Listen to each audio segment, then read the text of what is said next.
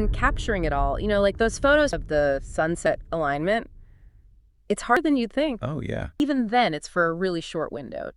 Makes it even more exclusive, I guess. Tribute, in a way. It's like this symbol of hope, that even after something as awful as war, we still remember. That's a really good way to put it. The sun sets so fast, but the cross is always there. Soldiers' actions still impact things today, even if the battle itself... And we can't forget the abstract thing on a timeline. It was brutal. Those soldiers courage. Around mid-March and mid-September, the sun lines up just right with the cross during sunset, but you have to be in a very specific spot to actually witness it. Ever seen that picture? The Mount Samat Memorial Cross in the Philippines, where the setting sun's like right above it? Whoa, yeah. It's a pretty striking image. Yeah, and it's more than just a cool photo, right? Yeah. Which is what we're diving into today, how this whole, celestial alignment thing connects to, well, history. It's a really neat phenomenon. Basically, the way the setting sun seems to, perfectly frame the cross. It's all about the earth and the sun and how they... They get along? Well, yeah, kind of. Their movements, happens only twice a year. And even then, it's for a really short window, just a few minutes. Ways. It's got to be there at the right time or you miss it. Exactly. It's thanks to the Earth's tilt and its orbit around the sun. Around mid-March and mid-September, the sun lines up just right with the cross during sunset, but you have to be in a very specific spot to actually witness it, even within the Philippines. Huh. Makes it even more exclusive, I guess. Okay, but hold on. This isn't just some random mountain, right? Yeah. Mount Samat itself, I feel like I remember reading it. It's important. Absolutely. It's way more than just a pretty background. Mount Samat's home to this national shrine. It commemorates the Battle of Bataan, which was, a huge deal in World War II. Right, the Battle of Bataan. Wasn't that where Filipino and American soldiers fought together? Yeah, against overwhelming odds, too. Incredibly fierce battle. And the timing of this sunset thing. Yeah. It's near their Day of Valor, isn't it? Ara ang Kaditingan. Yep, you got it. A holiday remembering the soldiers' sacrifice.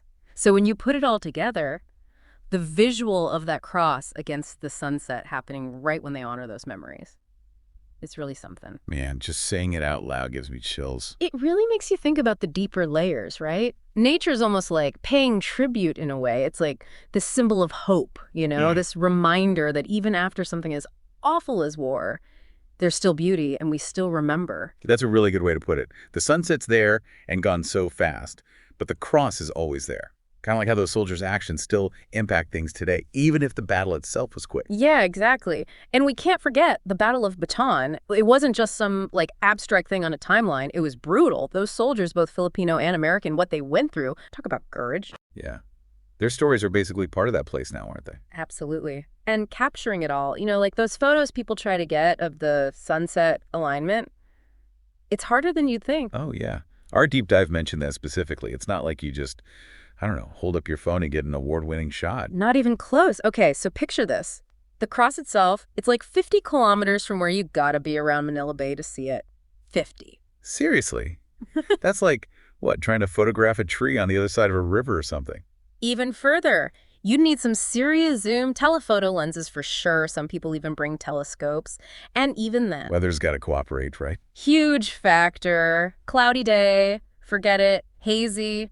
Might as well stay home. All the planning in the world can't beat Mother Nature when she's feeling stubborn. Ain't that the truth?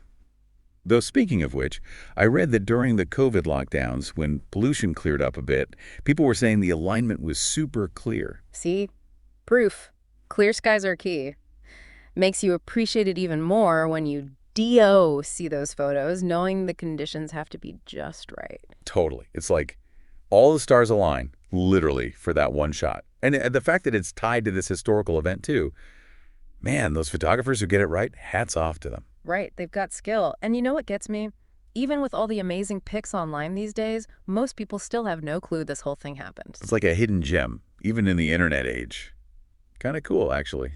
Makes you wonder what LSC is out there, Stuff we just walk by every day and have no clue about. Right. That's what I love about this whole thing. We think we know stuff, right? But then you dig a little deeper, and it's like, whoa, whole new layer of meaning. The more you know. Yeah. As they say. Exactly. And it's information overload these days, but it's those little nuggets, the stuff that really makes you think.